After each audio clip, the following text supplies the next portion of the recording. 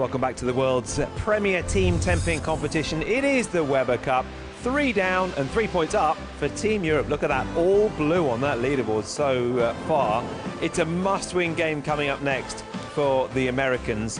And if there's one man who can turn it around, it is the legend that is Parker Bohn III, the American team captain. He's up twice in the next team game. Can he get some red on that board up against Martin Larsen? Let's find out with your commentators, Cass Edwards and Wayne Boyce. So time, indeed, for a captain's performance from Parker Bohn III. There's an awful lot of blue on that board, as Tony was saying. 3-0 to Europe after the opening 3 games. 4 to go in this session. Too many formats. 53-year-old really does need to try and get one over on Martin Lucky Larsen.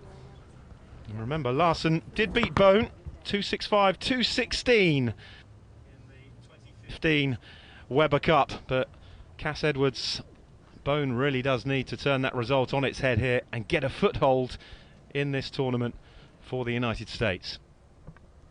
Parker Bohn has got to get in the Bohn zone. And there it is. Shoots 10 straight away, and I say 10, but it's actually 30 under the world bowling system. 30 pins for a strike. Great looking shot. Freshly dressed lane. Hard and fast up the left hand side. Great break in the back end. Carries the 1-2 pocket nicely. Show of no emotion whatsoever from Parker Bohn. It may be early in the day. Indeed, the first day of the 3-day Party Poker Weber Cup. 1 or 2 signs it's getting away from the USA again. Larsen just came in a tad too early. Yeah, played the centre of the lane where the really heavy oil is. Didn't quite get the reaction he's looking for. Straight through the face of the #1 pin. Can't break the 3 and the 6 up. So the most he can make is a spare here, which will be an 8 spare worth 18 pins.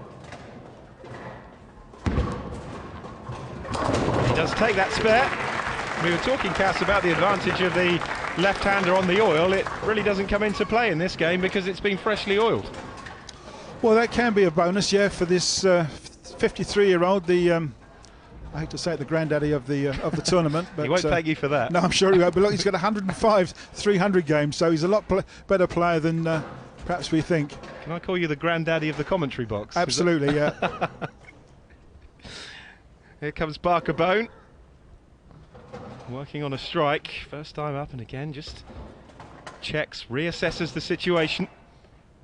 Yeah, maybe just a sweaty hand or something, just blowing into that thumb hole, so it's nice and dry. Winner of 35 PBA titles, 5th on the all-time list. Only the likes of Walter Ray Jr., Earl Anthony, Norm Duke and Pete Weber have more PBA titles than this man. And he is bringing that experience to the fore here at Event City in Manchester with a 2nd strike in a row. It's a great looking shot. Keeps the ball well down the lane, but then it breaks after 40 feet. This oil pattern tapers out to 40 feet. 4 units in the middle of the oil. Only 1 on the outside, meaning 4 times more oil in the centre of the lane than there is on the outside. Martin Larsen, the Swede, remember. 4 appearances and 4 wins in Weber Cup history, but he's left another spare. Yeah, very much playing down between 2nd and 3rd arrow. Change of ball for the spare. Be a much harder ball, he'll go straighter at it. Single pin at the 4 pin and takes it away. So it's worth 19 pins. Well, he remains clean, Larsen, but it's 2 spares. And a significant lead already for Parker Bohn. Yes, even under this scoring system, the difference between strikes and spares is very notable. Parker looking for his 3rd strike in a row.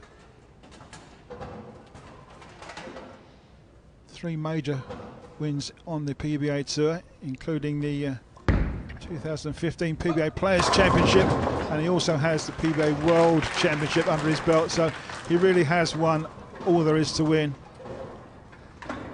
Just leaves up the 7 pin this time.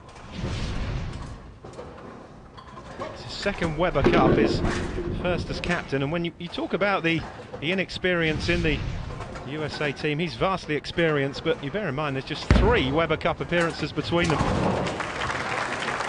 This is his second. Les Malot appearing for the 3rd time, and 2 rookies. Yeah, absolutely. They quite a contrast to the European side that are thick as thieves. They play together, they eat together, they socialise together, they travel together, and they play tournaments together. Larsen working on a spare, looking for a strike. Absolutely, he's got to get in there, and does so. The first strike for Larsen, and it's worth 30 pins. He was absolutely on fire in the Baker. This is the first of 2 meetings this session between Martin Larsen and Parker Bohn the 3rd, so whoever comes out on top in this one, looking for the psychological advantage for in a couple of games' time. Stu Williams takes on Marshall Kent, and then these 2 are up again before the captain's pick, when the captain picks who's playing for the opposition. And Bohn continues to lead by example with his 3rd strike in 4 frames. He's very much locked and loaded on that 1-2 pocket for the left-hander. His only non-strike was a single pin, 7 pin left in the corner, but he looks nice and relaxed. I think Martin actually changed his bowling ball last frame, which ripped the rack, and I think he's staying with it now. Yeah, this one very much matches the European shirt. Oh, lucky Larsen, how about that? Had the 2-10 split standing up for a fraction of a second there.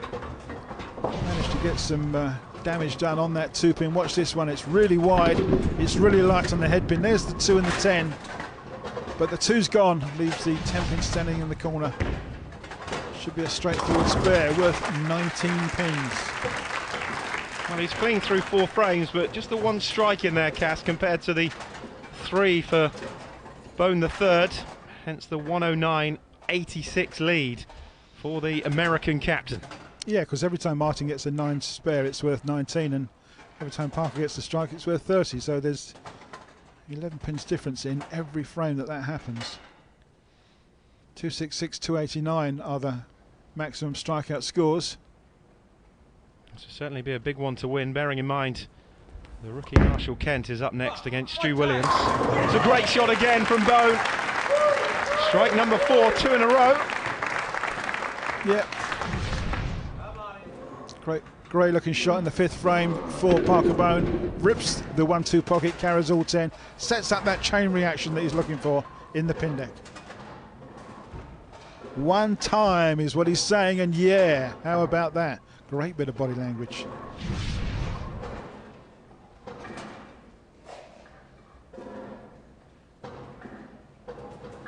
Larsen needs to stick in there, and he needs to start striking more regularly. Oh! Well, dare I say it, lucky again for Larsen. You took the words right out of his mouth. Lucky Larsen. Very fortunate in the last frame to break a split up, and even, well, just as lucky in that last frame to get the strike and carry 30 pins.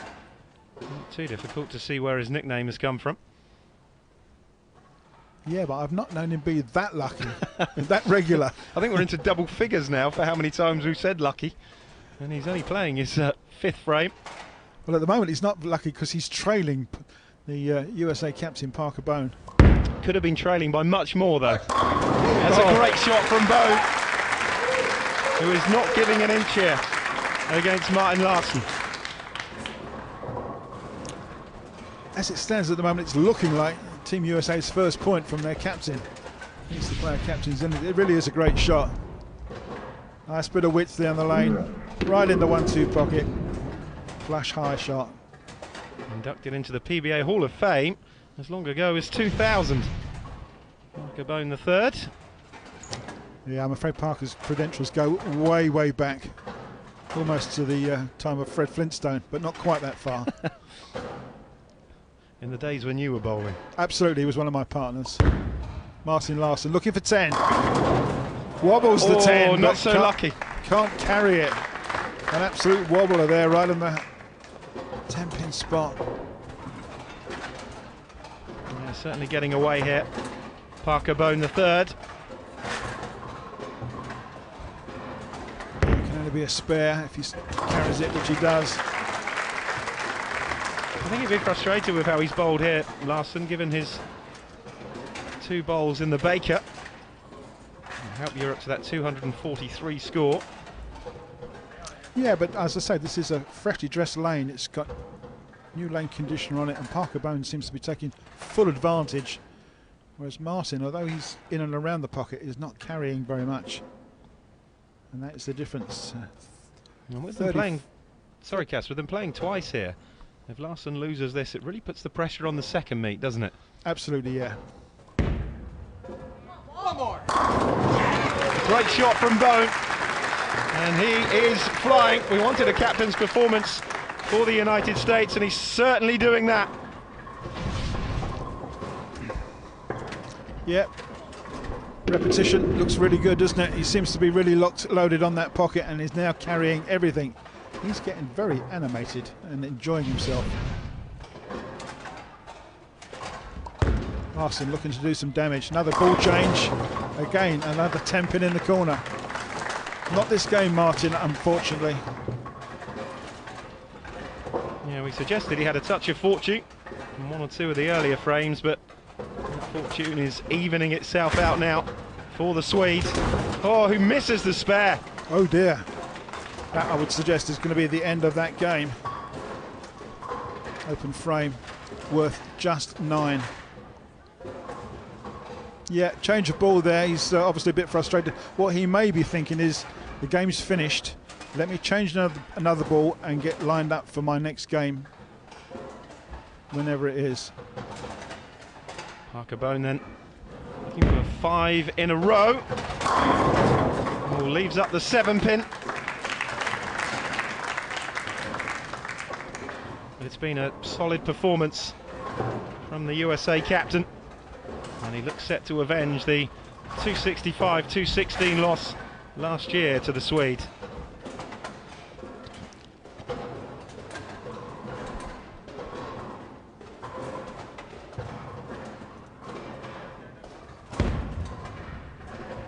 No mistake from Parker Bohn on the spare.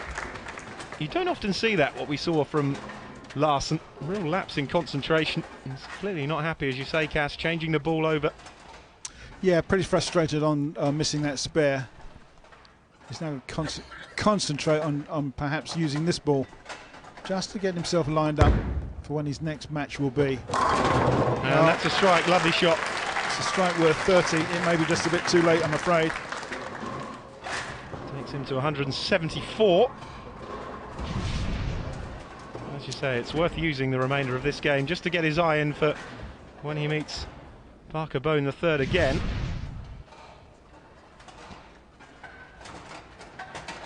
Yeah, that'll be in 2 games' time, and there may well be a change in the lane condition then, but we'll have to wait and see as Parker rings a 7-pin rocket in the corner.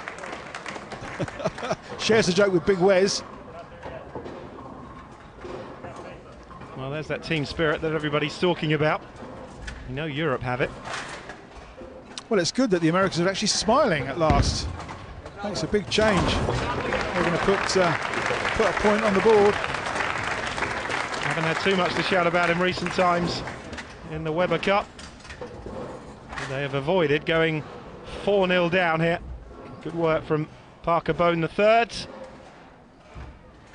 And now Martin Larsen with his penultimate frame.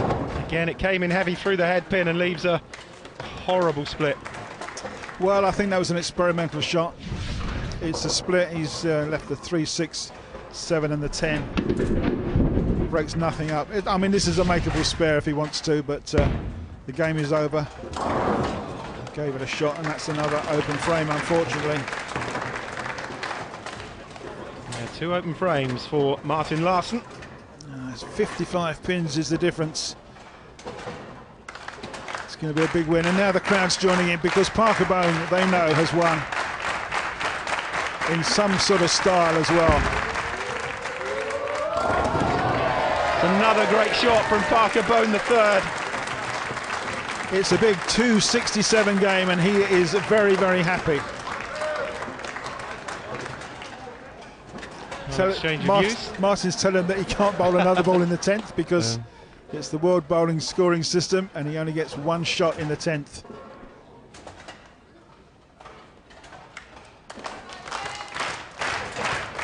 Another practice shot here for Martin Larsen. And he takes all 10. Much to the joy of the crowd here. But Parker Bohn the third has a point on the board for the United States. Coming up after the break, Stu Williams takes on Marshall Kent in more action from Weber Cup 2016.